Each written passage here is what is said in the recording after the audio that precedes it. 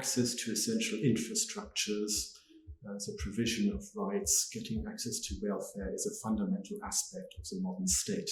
Therefore, in order to understand how citizens relate to the administrative state is fundamental for understanding of where political power is, what the dominant ideas about what the relationship between state and citizen is or are, and equally it's about central questions of legitimacy.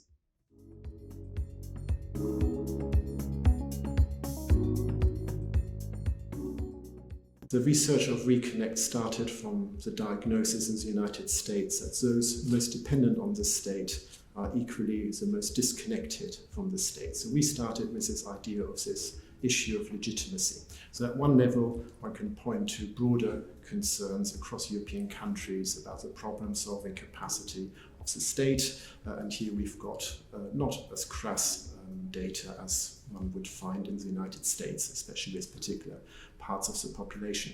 And then within that, we get rather distinct kind of patterns about disconnection, which has to do with the provision of public services, feelings of being neglected or even being ignored.